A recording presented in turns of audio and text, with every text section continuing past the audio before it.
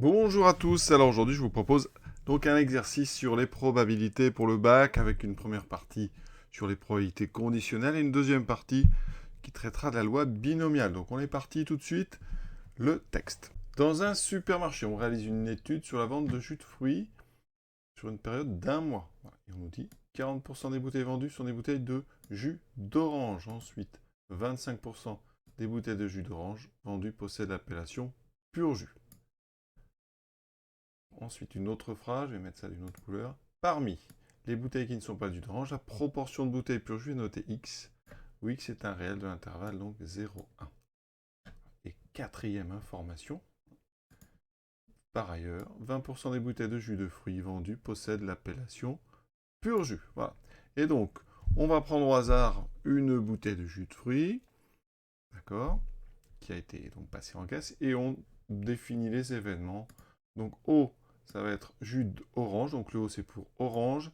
Et ici, la bouteille privée est une bouteille de pur jus, un J, c'est pour l'initial du mot jus. Voilà, donc première chose qu'on va faire, c'est représenter cette situation à l'aide d'un arbre. La première chose qu'il faut faire, c'est de traduire un petit peu toutes les données. Alors, 40% des bouteilles vendues sont des bouteilles de jus d'orange. Ça, c'est donc la probabilité d'avoir une bouteille qui est ici vendue de jus d'orange. Donc c'est P de O. Jus d'orange, c'est O, donc P de O est égal à 0,4.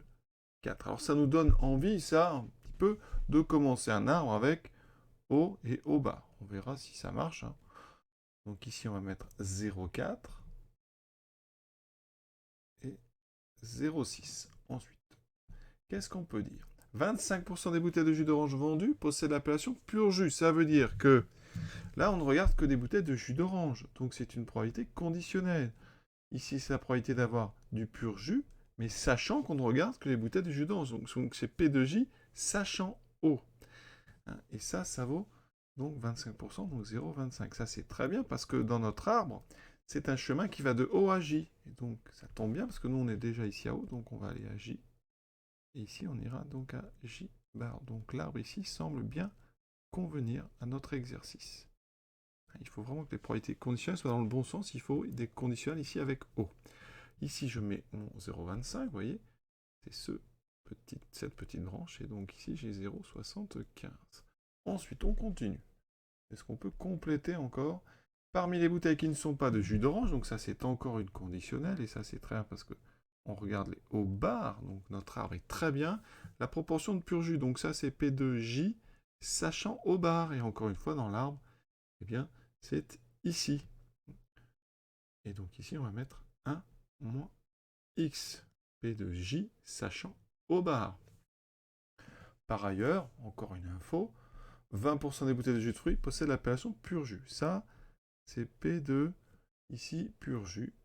Donc ici, c'est toutes les bouteilles, donc c'est P2J qu'on regarde, c'est 0,2. Alors, pouvez-vous dire pourquoi on ne nous donne pas celle-là en début? Eh bien, c'est justement pour pas que vous ayez envie de faire un arbre qui débuterait par J et J bar, parce que vous n'arriverez pas à le remplir. Donc ici, on vous donne P de O tout de suite pour vous inciter à faire cet arbre-là. Deuxième question. Probabilité de J. Alors, ici, P de J, on sait que c'est 0,2. Mais on nous demande de montrer que c'est aussi 0,1 plus 0,6x. Alors, ici, dans l'arbre, il y a deux façons d'arriver à J, vous voyez, en passant par O et en passant par O bar. Ça, c'est ce qu'on appelle la formule des probabilités totales. Dans un arbre, la probabilité d'un événement, c'est la somme des probabilités des chemins qui mènent à cet événement. Donc, il y a deux chemins qui mènent à J. Le chemin qui passe par O, c'est une intersection ici. On va d'abord passer par O, puis par J, donc c'est P de O inter J, plus le deuxième chemin qui passe par O bar, donc P de O bar, inter J. Quand on utilise ceci, on utilise ce qu'on appelle la loi des probabilités totales. Probabilité totale. Vous le dites sur votre copie. En fait, on a découpé l'événement J en deux, parce que O et O bar, ça forme ce qu'on appelle une partition. On peut découper comme ça. Chacune de ces intersections, eh bien, c'est une multiplication. La première P de O inter J, c'est donc P de O fois la petite branche ici, P de J sachant O, plus ici P de O bar fois P de J sachant O bar. Ici, P de O, donc 0,4, fois 0,25, plus P de O bar 0,6, fois ici x. 0,4 fois 0,25, ça fait 0,1 plus 0,6x. C'est exactement ce qu'on voulait, tant mieux. Troisième question, détermine la valeur exacte de x. Alors, on sait deux choses. Eh bien, P de J, d'après le texte, c'est 0,2. Et on vient de montrer que P de J, c'était 0,1 plus 0,6x. Autrement dit, on va résoudre. 0,1 plus 0,6x égale 0,2. Donc 0,6x égale 0,1. X égale donc 0,1 sur 0,6, c'est-à-dire ici 1/6. Quatrième question, une bouteille ici, donc passée en caisse et prélevée au hasard, est une bouteille de pur jus. Donc ici, on ne regarde que les purs jus, donc les J. Calcule la probabilité que ce soit une bouteille de jus d'orange, donc ici l'événement O. Donc qu'est-ce qu'on cherche? Très important de savoir ce qu'on cherche. On cherche à calculer donc la probabilité d'avoir du jus d'orange, donc P de O, sachant qu'on regarde les purs jus. Donc P de O, sachant J. Vous voyez dans l'arbre, ça n'y est pas, parce que ça, dans l'arbre, ça serait un chemin qui va de J à O. Donc notre arbre n'est pas adapté à cette probabilité. Il faut donc revenir à la formule. Ici, P de A sachant B, c'est la probabilité de l'intersection sur la probabilité de la condition. Donc ici, c'est P de O inter J sur P de J. Alors, P de O inter J, dans notre arbre, c'est donc le chemin du haut, 0,4 fois 0,25. Ça fait 0,1, on l'a déjà calculé tout à l'heure, divisé par P de J qu'on connaît qui est 0,2. Ça fait donc 0,1 sur 0,2, et ça fait donc 1,5. Donc 0,5. Cette première partie est terminée. On lit cette partie B donc afin d'avoir une meilleure connaissance de la clientèle. On fait une étude sur un lot de 500 bouteilles, les 500 dernières de jus de fruits donc vendues. Je rappelle ici, on va compter donc le nombre de bouteilles pur jus et on nous disait dans le texte que eh bien, des bouteilles pur jus, on en a 20%. D'accord, ça va être très important. Donc grand X, c'est notre variable aléatoire. On prépare un petit peu la loi binomiale. On admet que le stock de bouteilles présentes dans le supermarché est suffisamment important pour que le choix de ces 500 bouteilles puisse être assimilé à un tirage au sort avec remise. Ça, c'est très important. Ça garantit l'indépendance de votre tirage, de votre choix de bouteilles. Donc, première question, le grand classique. Montrer que X suit une loi binomiale dont on précisera les paramètres. Alors, qu'est-ce qu'on peut conseiller d'écrire? Alors, il y a plusieurs versions. Ce qui est important qui figure, c'est l'idée d'indépendance. Il faut répéter vos 500 choix de bouteilles, vos 500 tirages, de façon indépendante et identique. Et ça, c'est garanti par le fait qu'on assimile le choix des 500 bouteilles à un tirage avec remise. Donc ça, c'est important. Ça veut dire que la proportion en fait, de pur jus ne change pas, même si vous prenez plein de bouteilles. À chaque fois, le choix d'une bouteille, c'est un... Donc ici, c'est une épreuve de Bernoulli. Donc vous avez soit J, soit J bar. Et la probabilité du succès ici, parce que on compte en fait le nombre de pur jus, d'accord? Donc ça, il faut le dire aussi. Et donc X va suivre une loi binomiale de paramètres 500, n égale 500, parce qu'on répète 500 fois. Donc 500 épreuves de Bernoulli. Donc on est dans un schéma de Bernoulli.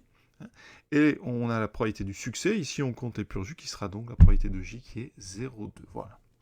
Chacun aura sa phrase, mais il faut quand même que figure là-dedans l'idée qu'on répète de façon indépendante, qu'on a une répétition de 500 épreuves, qui sont toutes les mêmes. Voilà. Donc tout ça, à vous de voir ce que votre prof vous conseille d'écrire. Et donc à la fin, pensez bien donner deux paramètres, en considérant bien le succès ici. Regardez bien ce qu'on compte. Ce qu'on compte, c'est considéré comme étant le succès, c'est la probabilité qui vous intéresse. Et elle est toujours au bac donnée dans le texte, dans la partie A, donc il faut la chercher. Voilà, maintenant on va rentrer dans les calculs. Donc 100 bouteilles de cet échantillon de 500, donc soit de pur jus. Alors ici, on cherche donc la probabilité que grand X soit égal à 100. Alors, vous pouvez utiliser la calculatrice directement et écrire le résultat. Alors, on fait attention dans le texte. C'est important de toujours chercher l'arrondi. On vous précisera quasiment toujours l'arrondi. Donc ici, vous voyez, les résultats sont arrondis au millième. Donc vous devez donner, on va dire, 3 chiffres après virgule. Ici, la calculatrice. Alors, il y a 3 modèles. Tout le monde a Casio, Texas ou la Numworks. On va s'occuper des 3 successivement.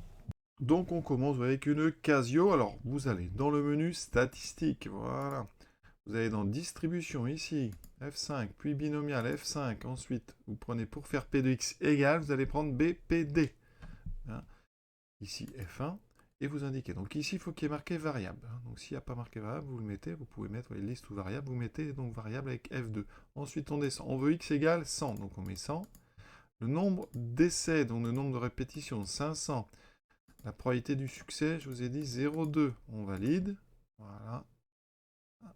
On appuie 2 fois et on nous donne le résultat. Donc attention, c'est 0,44, 56, 56. Donc on va arrondir ici à 0,45. Donc je l'écris 0,045. Sur une Texas, vous allez aller donc dans ici distribution. Donc ici, voilà. Et vous allez descendre, vous allez donc dans seconde distribution, c'est en bleu, et on descend jusqu'à temps qu'il est marqué binomial. Voilà, vous avez FDP, FRP, vous prenez donc FDP. Voilà, on pourrait dire que c'est fonction de probabilité, hein. Pas exactement ça, mais pour voilà. Ça permet de faire P de X égale. L'autre, vous verrez, on s'en servira dans la question d'après. Donc je valide, j'indique le nombre d'essais, c'est très clair, on a 500 essais. La probabilité du succès, c'est de 0,2. La valeur de X, ici, on veut X égale 100. Voilà. On colle, on valide. Et ici, vous voyez, 0,44, c'est pareil. On arrondit à 0,045. Sur une Numworks, donc ici, vous allez dans le menu probabilité. C'est très simple, hein, vraiment. Vous allez dans probabilité, loi de probabilité. Voilà, binomial, vous voyez. Nombre de répétitions, 500. Probabilité de succès, 0,2. Voilà, on valide. Ici, il faut mettre P de X égale, donc on va changer le petit symbole qui est ici en descendant. Voilà, on met ceci, c'est vraiment très pratique. Et ici, vous remettez P de X égale 100. On valide, et vous avez le résultat s'affiche. Petite précision, si on met ici j'ai mis égal, vous ne mettez pas égal, vous mettez à peu près égal, puisqu'on a arrondi. Pour la question 3, on vous demande P de X inférieur ou égal à 80, donc je fais tout de suite l'interprétation, on ira s'occuper des calculatrices après. On peut dire que c'est la probabilité qu'au plus 80 bouteilles de cet échantillon soient de pur jus. D'accord? Alors, comme on pourrait dire avec d'autres mots, qu'au maximum, on peut dire aussi qu'au plus ou qu'au maximum, 80 bouteilles de cet échantillon soient de pur jus. Sur la Casio, donc vous allez revenir en arrière. Là, on était sur P de X égale. D'accord? Il faut aller dans l'autre menu. BCD, cumulatif. Voilà. Ici, ça fait du P de X inférieur ou égal. Donc, je mets un lower. Ici, c'est modèle, donc je vais mettre la valeur la plus basse. Donc, on est entre 0 et 80. Donc, mettez 0,80. Voilà. Nombre d'essais, eh bien, ici, c'est 500. Ça n'a pas bougé, vous voyez. On peut dire, donc, tout ça, c'est bon. On valide. Et on trouve 0,0127. Donc, ça fait 0, ici, on va dire 0,013. Je l'écris. Voilà. Et toujours, ici, on arrondit, donc à peu près égal. Sur notre Texas, donc là, vous revenez menu distribution, vous descendez, c'est la même chose, mais vous allez aller sur le deuxième ici. FREP, fonction de répartition, on valide. Nombre d'essais, on met donc 500. Une probabilité à 0,2. Cette fois-ci, ici, on met 80. Voilà, on valide. Et on doit trouver bien sûr la même chose. Donc 0, vous voyez, 0,127, etc. Sur la Numworks, inutile de changer de menu. Par contre, vous allez juste changer ici, dans le dessin, vous allez chercher P de X inférieur ou égal. Donc c'est le premier. D'accord? On s'intéresse à la zone qui est à gauche. Tout ce qui est avant 80. On valide. Vous voyez, il y a marqué inférieur ou égal. Vous mettez 80. Ici, on valide. Et vous avez encore une fois la même chose. La dernière question, détermine la probabilité qu'au moins 75 bouteilles. Donc qu'est-ce qu'on cherche? Ici, au moins, ça veut dire que c'est 75 au minimum. Donc c'est P de X supérieur ou égal à 75. Alors ici, beaucoup de calculatrices ne font que du inférieur ou égal. Donc il est d'usage de passer par le contraire. Le contraire de supérieur ou égal à 75, c'est donc P de X strictement plus petit que 75. Pour notre grand X, X strictement plus petit que 75, comme X ne prend que des valeurs entières, ça veut dire que X est inférieur ou égal à 74, vous voyez. Et donc on est revenu sur un calcul inférieur ou égal qu'on sait faire, on vient de le faire dans la question 3. Donc avec la Casio, ici on va juste revenir en arrière, on ne met pas 80, mais on met 75. 14, voilà. On a donc ici 1,627 fois 10 puissance moins 3, donc ici 0,002 si on arrondit. Donc ça veut dire qu'ici, on va faire à peu près 1 moins 0,002. Ce qui donne donc à peu près 0,998. Alors pour ceux qui auraient voulu un petit peu plus de précision, c'est 0,0016, hein, d'accord? Donc on aurait pu écrire 1 moins 0, donc 0,00016, donc 0,900, ici, donc 9, 9, ici 84. Donc voilà, alors de toute façon vous acceptez 0,990 puisqu'au millième ça suffit. Pour ceux qui ont une Casio 35+, alors vous aurez à peu près ce menu-là. Il est un petit peu moins perfectionné, vous arriverez là-dessus. Vous aurez ici X, alors là je veux donc X, on va dire 74. Nombre d'essais 500, voilà. Et vous mettez P égale 0,2. Et ça vous donne ceci. C'est évidemment le même résultat. Vous n'avez pas le lower et upper comme dans les Casio graph 90. Voilà. Et après vous faites votre petite soustraction. Pour être complet, donc, sur les Texas, ben, vous allez comme là, vous faites ceci. Donc ici, FREP, nombre d'essais 500. Vous allez juste changer ici, vous mettez 74. Voilà, vous validez. Le résultat donc, est ici. Vous faites 1 moins votre dernière réponse, 1 moins rep, et vous avez le résultat 0,998. Voilà. Petite précision donc, pour ceux qui ont les graphes 90 ou les NumWorks, on peut aller un petit peu plus vite en faisant directement le calcul x supérieur ou égal à 75. Sur la Casio, ça donne ceci. Vous allez mettre un lower donc à 75. Et ici, vous allez jusqu'à 500. Voilà. Et vous aurez tout de suite le résultat qui va apparaître. D'accord? Parce que vous avez fait directement entre 75 et 500. Pareil pour les NumWorks, vous allez aller ici dans le dessin, vous allez prendre la partie à droite. Donc ici, vous mettez ici 75. Et vous aurez directement PDX supérieur ou égal à 75. C'est très clair. Hein, voilà. Et donc, c'est un petit peu plus rapide, effectivement. Voilà. On a terminé l'exercice, donc pensez bien à relire toutes les questions une fois au cas où vous auriez oublié une petite chose, ça arrive des fois. Hein. On oublie comme ça une question le jour du bac ou d'un devoir, vérifiez toujours, vous avez répondu à toutes les questions et aux questions en entier. Par exemple, ici, n'oubliez pas l'interprétation. Ce serait des points perdus bêtement. Hein, donc relisez toujours bien les questions avant de passer à la suivante. C'est des petits conseils qui parfois sont très très utiles. Voilà, je vous souhaite une bonne fin de journée à tous et à bientôt pour la suite de ce bac blanc.